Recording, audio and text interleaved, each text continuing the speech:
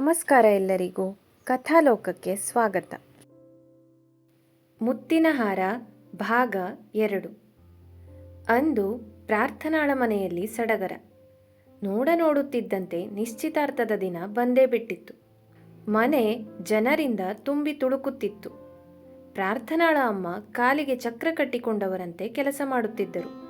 ಸುಮಾರು 10 ಗಂಟೆಯಷ್ಟೊತ್ತಿಗೆ ಸಂದೀಪ್ ಮನೆಯವರು ಬಂದರು. ಎಲ್ಲ ಸಿದ್ಧತೆಗಳೂ ಆಗಿತ್ತು. ಪ್ರಾರ್ಥನಾ ಹಸಿರು ಬಣ್ಣದ ಕೆಂಪಂಚಿನ ಸೀರೆಯಲ್ಲಿ ಅಪ್ಸರೆಯಂತೆ ಕಾಣುತ್ತಿದ್ದಳು.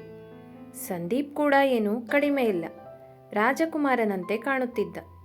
ಪ್ರಾರ್ಥನಾಳನ್ನು ನೋಡಿ ಸಂದೀಪ್ ಬೆರಗಾಗಿದ್ದ. ಅಂತಿಮವಾಗಿ ನಿಶ್ಚಿತಾರ್ಥದ ಕಾರ್ಯಕ್ರಮ ಮುಗಿಯಿತು. ಬಂಧು ಬಳಗ, ಊರವರು ಜೋಡಿಯನ್ನು ಹಾರೈಸಿದರು. ಊಟದ ನಂತರ ಎಲ್ಲರೂ ಅವರವರ ಮನೆಗೆ ತೆರಳಿದರು. ಶಿವಸ್ವಾಮಿ ಸುಲೋಚನಾರಿಗೆ ಒಂದು ತರಹದ ನೆಮ್ಮದಿ ಸಿಕ್ಕಿತ್ತು. ಇತ್ತ ಪ್ರಾರ್ಥನಾ ತನ್ನ ರೂಮಿನಲ್ಲಿ ಉಂಗುರವನ್ನೇ ನೋಡುತ್ತಾ ಹಳೆಯ ನೆನಪಿನೆಡೆಗೆ ಜಾರಿದ್ದಳು. ಅಮ್ಮ, ತಿಂಡಿ ರೆಡಿ ಆಯ್ತಾ? ಇನ್ನು ಎಷ್ಟೊತ್ತು? ನಂಗೆ ಲೇಟ್ ಆಗ್ತಿದೆ ಎಂದು ಕೈಯಲ್ಲಿದ್ದ ಮೊಬೈಲ್ ನೋಡುತ್ತಾ ಕೂಗಿದಳು ಪ್ರಾರ್ಥನಾ. ಶಿವಸ್ವಾಮಿ, ಮಗಳೇ, ಯಾಕಮ್ಮ ಅಷ್ಟೊಂದು ಟೆನ್ಷನ್ ಮಾಡ್ಕೋತೀಯಾ? ಆರಾಮಾಗಿ ಹೋಗು. ಇದೇನು ನಿನ್ನ ಮೊದಲನೇ ಇಂಟರ್ವ್ಯೂನಾ? ಈಗ ನೀನು ಅನುಭವ ಇರೋ ಕೆಲಸಗಾರ್ತಿ. ವರ್ಷಗಳೇ ಆಯಿತು ಕೆಲಸಕ್ಕೆ ಸೇರಿ. ಕೆಲಸ ಮಾಡ್ತಾನೆ MBA ಓದಿ ಒಳ್ಳೆ ಅಂಕಗಳಿಂದ ಪಾಸ್ ಮಾಡಿದೀಯಾ. ಬೇರೆ ಮೊದಲು ಎಷ್ಟೊಂದು ಇಂಟರ್ವ್ಯೂ ಫೇಸ್ ಮಾಡಿದೀಯಾ. ಈಗ ಕೆಲಸ ಕೂಡ ಚೆನ್ನಾಗಿ ಬರುತ್ತೆ ನಿಂಗೆ. ಮತ್ತ್ಯಾಕಮ್ಮ ಅಷ್ಟು ಗಾಬರಿ ಎಂದು ಮಗಳನ್ನು ಸಮಾಧಾನಿಸಿದರು. ಅದು ಹಾಗಲ್ಲಪ್ಪ, ಇದು ಬೇರೆ ಕಂಪ್ನಿ ಥರ ಅಲ್ಲ. PRR ಗ್ರೂಪ್ ಆಫ್ ಇಂಡಸ್ಟ್ರೀಸ್ ಅಂದರೆ ಸುಮ್ಮನೆ ಅಲ್ಲಪ್ಪ. ಅದು ಕೂಡ ನಮ್ಮ ತುಮಕೂರಿನ ಬ್ರ್ಯಾಂಚಲ್ಲಿ ಸ್ವತಃ ಪ್ರಸಾದ್ ಅವರೇ ಇಂಟರ್ವ್ಯೂ ಮಾಡ್ತಾರೆ ಅಂತ ಹೇಳಿದ್ದಾರೆ. ಡಿಗ್ರಿ ಸರ್ಟಿಫಿಕೇಟ್ಗಿಂತ ಮುಖ್ಯ ನಮ್ಮ ತಿಳುವಳಿಕೆ. ಅದಕ್ಕೆ ಸ್ವಲ್ಪ ಭಯ ಆಗ್ತಿದೆ. ಭಯದಲ್ಲಿ ಗೊಂದಲಗಳಾಗಿ ನಾನೇನಾದರೂ ತಪ್ಪಾಗಿ ಉತ್ತರ ಕೊಟ್ರೆ ಅಂತ ಎಂದಳು ಪ್ರಾರ್ಥನಾ. ಮತ್ತೆ ಮುಂದುವರೆದು, ಆ ಕಂಪ್ನಿಲಿ ಕೆಲಸ ಮಾಡೋದು ನನ್ನ ಕನಸು ಅಪ್ಪ. ಅಲ್ಲಿ ನನಗೆ ಕಲಿಯೋಕ್ಕೆ ಒಳ್ಳೆ ಅವಕಾಶ ಸಿಗುತ್ತೆ. ಅಷ್ಟೇ ಅಲ್ಲದೆ ಕೆಲಸಕ್ಕೆಂದು ಬೇರೆ ಊರಿಗೆ ಹೋಗೋ ಅವಶ್ಯಕತೆಯೂ ಬರಲ್ಲ. ನಿಮ್ಮ ಜೊತೆಗೆ ಇರಬಹುದು ಎಂದಳು. PRR group of industries, Prasad Ramalingappa Rao group of industries, ತುಮಕೂರಿನಲ್ಲಿಯೇ ಪ್ರತಿಷ್ಠಿತ ಕಂಪನಿ. ಸಾವಿರಾರು ಪ್ರತಿಭೆಗಳಿಗೆ ಕೆಲಸ ಕೊಟ್ಟ ಕಂಪನಿ. ಕೇವಲ ತುಮಕೂರಿನಲ್ಲಿ ಅಲ್ಲದೆ ಬೆಂಗಳೂರು, ಮೈಸೂರು, ಚೆನ್ನೈನಲ್ಲಿ ಕೂಡ ಅವರ ಬ್ರ್ಯಾಂಚ್ ಇತ್ತು. ಅಲ್ಲಿ ಕೆಲಸ ಮಾಡಬೇಕೆಂಬುದು ಕೇವಲ ಪ್ರಾರ್ಥನಾಳ ಕನಸಲ್ಲ, ತುಮಕೂರಿನ ಎಲ್ಲ ಯುವಕ ಯುವತಿಯರ ಕನಸು. ಈ ಕಂಪನಿ ತುಮಕೂರಿನ ಯುವಜನತೆಗೆ ಒಂದು ವರವಾಗಿತ್ತು. ಯಾಕೆಂದರೆ ಕೆಲಸಕ್ಕಾಗಿ ಬೆಂಗಳೂರು, ಮೈಸೂರು, ಹೈದರಾಬಾದ್ ಅಂತ ಹೋಗುವುದು ತಪ್ಪಿತ್ತು. ನಮ್ಮ ಊರಿನಲ್ಲಿಯೇ ನಮ್ಮವರೇ ಪ್ರಾರಂಭಿಸಿದ ಕಂಪನಿ. ದೇವರು ಕೊಟ್ಟ ವರದಂತಿತ್ತು ಈ ಕಂಪನಿ. ಶಿವಸ್ವಾಮಿ, ಇಂಟರ್ವ್ಯೂ ಚೆನ್ನಾಗಿ ಮಾಡ್ತೀಯಾ ಮಗಳೇ. ನಿನ್ನ ಬಗ್ಗೆ ನನಗೆ ನಂಬಿಕೆ ಇದೆ. ಹೆದರಬೇಡ, ನಮ್ಮ ಆಶೀರ್ವಾದ ನಿನ್ನ ಮೇಲಿದೆ ಎಂದು ಆಶೀರ್ವದಿಸುವಷ್ಟರಲ್ಲಿ ಸುಲೋಚನಾ ತಿಂಡಿಯನ್ನು ಕೊಟ್ಟಳು. ಪ್ರಾರ್ಥನಾ ತಿಂಡಿ ತಿಂದು ದೇವರಿಗೆ ನಮಿಸಿ ಹೊರಟಳು. ಕ್ಯಾಬ್ ಆಫೀಸಿನ ಮುಂದೆ ಬಂದು ನಿಂತಿತ್ತು. ಬೃಹತ್ತಾದ ಕಟ್ಟಡ, PRR ಗ್ರೂಪ್ಸ್ ಎನ್ನುವ ದೊಡ್ಡದಾದ ನಾಮಫಲಕ. ಪ್ರಾರ್ಥನಾ ಒಮ್ಮೆ ಬೆರಗಾಗಿದ್ದಳು. ಇಷ್ಟು ದಿನ ಕಾಣುತ್ತಿದ್ದ ಕನಸು ನನಸಾಗುವ ಸಮಯ ಬಂದಿದೆ ಎಂದು ಅವಳ ಮನಸ್ಸು ಕುಣಿದಾಡುತ್ತಿತ್ತು. ಅಲ್ಲಿಯ ತನಕ ಗಾಬರಿಯಿಂದ ಇದ್ದ ಪ್ರಾರ್ಥನಾಗೆ ಆಫೀಸಿನ ಮುಂದೆ ನಿಂತಾಗ ಆತ್ಮವಿಶ್ವಾಸ ಮೂಡಿತ್ತು. ಆಫೀಸಿನ ಒಳಗೆ ಬಂದು ಕುಳಿತು ತನ್ನಲ್ಲಿರುವ HR ಗಾಯತ್ರಿಯ ನಂಬರಿಗೆ ಕಾಲ್ ಮಾಡಿದ್ದಳು. 5 ನಿಮಿಷದಲ್ಲಿ ಗಾಯತ್ರಿ ಅಲ್ಲಿಗೆ ಬಂದು ಪ್ರಾರ್ಥನಾಳನ್ನು ಮಾತನಾಡಿಸಿ ಸಂದರ್ಶನದ ರೂಮಲ್ಲಿ ಕುಳ್ಳಿರಿಸಿ ಎಲ್ಲ ಸರ್ಟಿಫಿಕೇಟ್ಗಳನ್ನು ಪರಿಶೀಲನೆಗಾಗಿ ಕೊಡಬೇಕೆಂದು ರೆಡಿ ಮಾಡಿ ಇಟ್ಟುಕೊಳ್ಳಲು ಹೇಳಿ ಅಲ್ಲಿಂದ ಹೋಗಿದ್ದಳು. ಈಗ ಸ್ವಲ್ಪ ಭಯ ಶುರುವಾಗಿತ್ತು ಪ್ರಾರ್ಥನಾಳಿಗೆ. ಫೈಲಿನಲ್ಲಿರುವ ಸರ್ಟಿಫಿಕೇಟ್ಗಳನ್ನು ನೋಡುತ್ತಾ ಇರುವಾಗಲೇ ಒಬ್ಬರು ಅಲ್ಲಿಗೆ ಬಂದಿದ್ದರು. ಪ್ರಸಾದ್ ಬಂದರು ಎಂದು ಪ್ರಾರ್ಥನಾ ಗಡಿಬಿಡಿಯಿಂದ ಫೈಲನ್ನು ಬದಿಗೇರಿಸಿದ್ದಳು. ನೀವು ಪ್ರಾರ್ಥನಾ ತಾನೇ ಎಂದು ಕೇಳಿದ್ದ ಅವನು. ಹೌದು ಎಂದು ಎದ್ದು ನಿಂತಿದ್ದಳು ಪ್ರಾರ್ಥನಾ. ಪ್ಲೀಸ್ ಬಿ ಸೀಟೆಡ್, ಟೆನ್ಷನ್ ಮಾಡ್ಕೋಬೇಡಿ. ಐ ಆಮ್ ಮಹೇಶ್, ನಾನಿಲ್ಲಿ ಬಿಸ್ನೆಸ್ ಲೀಡ್. ನಿಮ್ಮ ಮೊದಲ ಸುತ್ತಿನ ಸಂದರ್ಶನ ನಾನೇ ಮಾಡೋದು. ಸ್ಟಾರ್ಟ್ ಮಾಡೋಣವೇ ಎಂದು ಕೇಳಿದ್ದ ಮಹೇಶ್. ಈಗ ಸ್ವಲ್ಪ ಅವಳಿಗೆ ಸಮಾಧಾನವಾಗಿತ್ತು. ಓಕೆ ಶೋರ್ ಎಂದು ಆತ್ಮವಿಶ್ವಾಸದಿಂದ ಹೇಳಿದ್ದಳು. ಒಂದಿಷ್ಟು ಮಾತುಕತೆಯ ನಂತರ, ಪ್ರಾರ್ಥನಾ, ಚೆನ್ನಾಗಿ ಮಾಡಿದ್ದೀರಾ.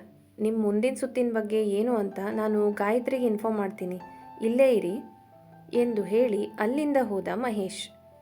ಪ್ರಾರ್ಥನಾ ಏನೋ ಕೇಳಬೇಕೆನ್ನುವಷ್ಟರಲ್ಲಿ ಮಹೇಶ್ ಅಲ್ಲಿಂದ ಹೋಗಿದ್ದ.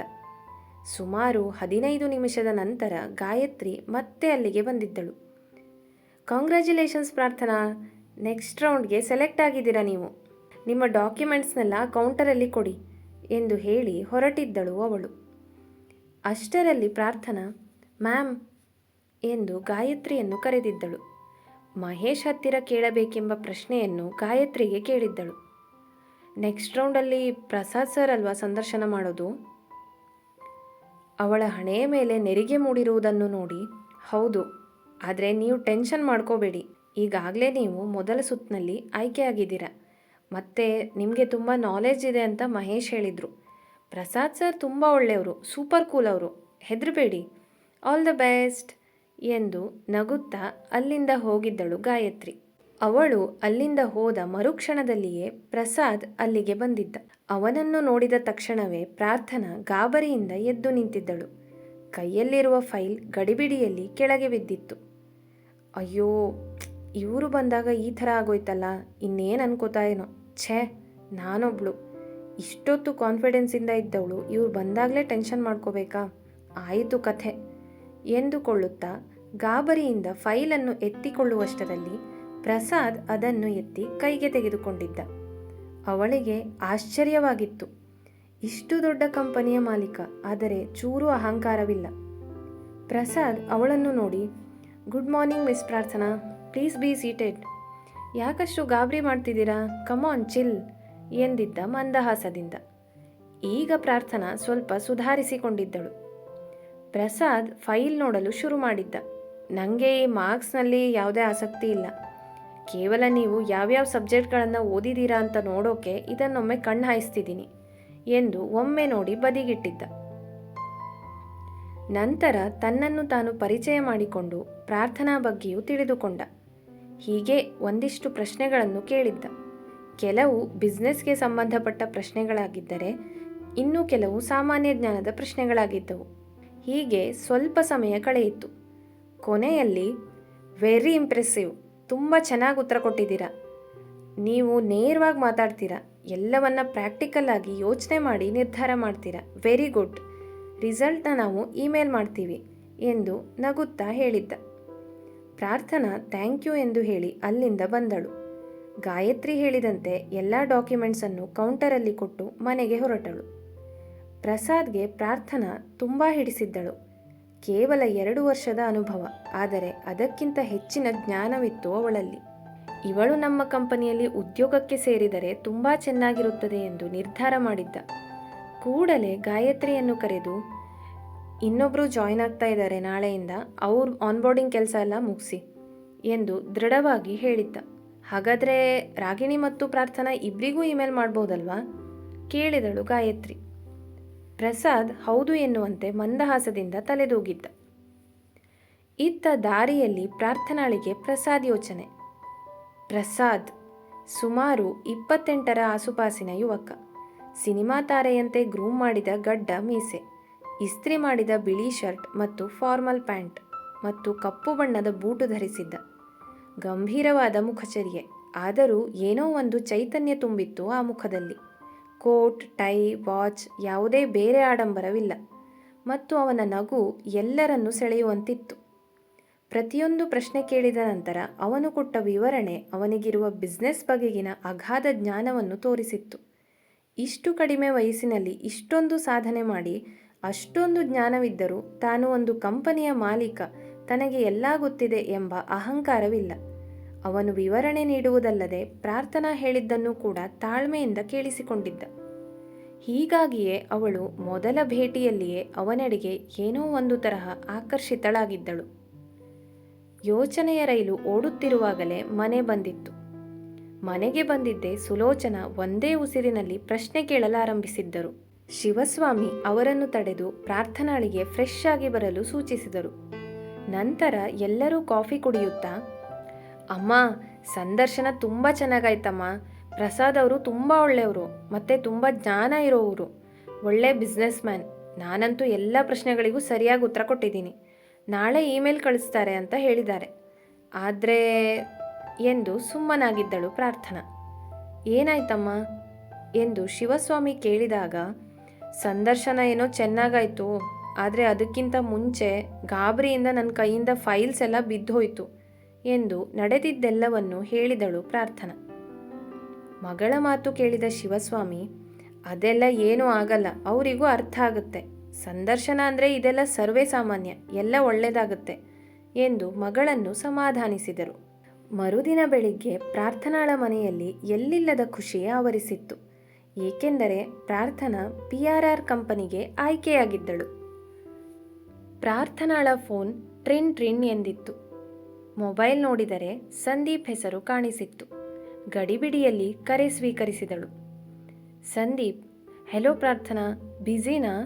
ಒಂದು ವಿಷಯ ಕೇಳಬೇಕಿತ್ತು, ಅದಕ್ಕೆ ಕಾಲ್ ಮಾಡಿದೆ ಎಂದ. ಪ್ರಾರ್ಥನಾ ಮೆಲು ಧ್ವನಿಯಲ್ಲಿ, ಹೇಳಿ ಸಂದೀಪ್, ಬ್ಯುಸಿ ಏನಿಲ್ಲ, ಹೀಗೆ ಸ್ವಲ್ಪ ಸುಸ್ತು, ಮಲಗಿದ್ದೆ ಎಂದಳು. ಸಂದೀಪ್, ಓಕೆ, ನಾಡಿದ್ದು ನನ್ನ ಕಸಿನ್ ಮದುವೆ ಇದೆ, ನಿಂಗೆ ಇಷ್ಟ ಇದ್ದರೆ ಇಬ್ಬರು ಒಟ್ಟಿಗೆ ಹೋಗೋಣವಾ? ನಿಂಗೆ ಒಪ್ಪಿಗೆ ಇದ್ದರೆ ಮಾತ್ರ ಎಂದ. ಪ್ರಾರ್ಥನಾ ಬರುತ್ತೇನೆ ಎಂದಳು. ಸ್ವಲ್ಪ ಹೊತ್ತು ಹೀಗೆಯೇ ಮಾತನಾಡಿ ಫೋನ್ ಇಟ್ಟರು. ಮುಂದುವರೆಯುವುದು. ಈ ವಿಡಿಯೋ ಇಷ್ಟ ಆಗಿದ್ರೆ ಲೈಕ್ ಮಾಡಿ, ನಿಮ್ಮ ಸ್ನೇಹಿತರೊಂದಿಗೂ ಶೇರ್ ಮಾಡಿ. ಇನ್ನೂ ವಿಧವಾದ ಕಥೆ ಕೇಳಲು ಕಥಾಲೋಕ ಚಾನೆಲನ್ನು ಸಬ್ಸ್ಕ್ರೈಬ್ ಮಾಡಿ ಸಪೋರ್ಟ್ ಮಾಡಿ. ಫೇಸ್ಬುಕ್ ಮತ್ತು ಇನ್ಸ್ಟಾಗ್ರಾಮಲ್ಲಿ ಜೊತೆಯಾಗೋದನ್ನು ಮರಿಬೇಡಿ. Thank you. Bye bye.